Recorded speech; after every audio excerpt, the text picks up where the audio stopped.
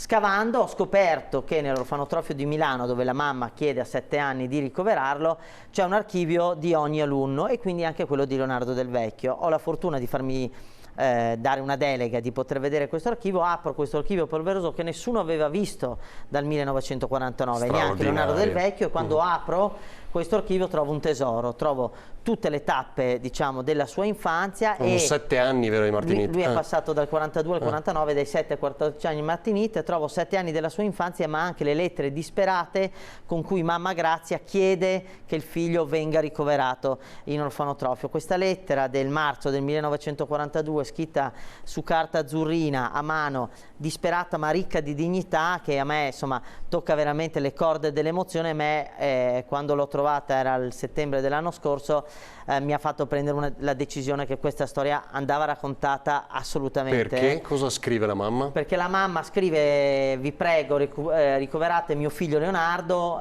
perché rischia una disgrazia, io lo devo lasciare solo tutto il giorno perché devo lavorare come operaia, lui è lasciato solo, prima che gli succeda qualche disgrazia vi prego prendetelo in orfanotrofio, anche per dargli una migliore educazione.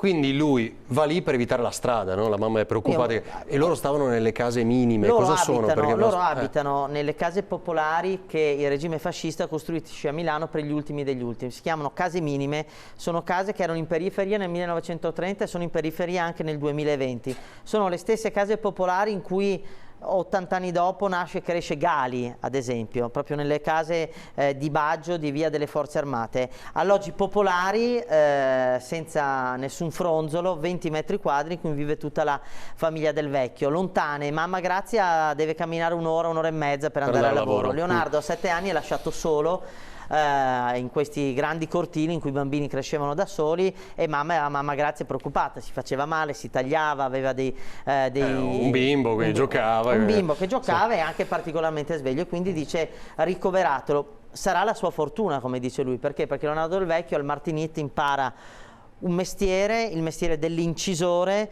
e inizierà a trovare subito un lavoro a 14 anni. Questo è il motivo per cui esce dall'orfanotrofio, poteva rimanere fino a 18, ma aveva già trovato un lavoro come fiol de bottega, come dice lui, per fare l'incisore in una fabbrica che fa medagli, e lì inizia ad incidere, e a un certo punto gli passano per le mani un paio di occhiali da cui doveva fare un fregio. Vede gli occhiali e capisce che è molto bravo manualmente anche a fare gli occhiali, a fare parti di montature, e da lì inizia la sua avventura. Allora.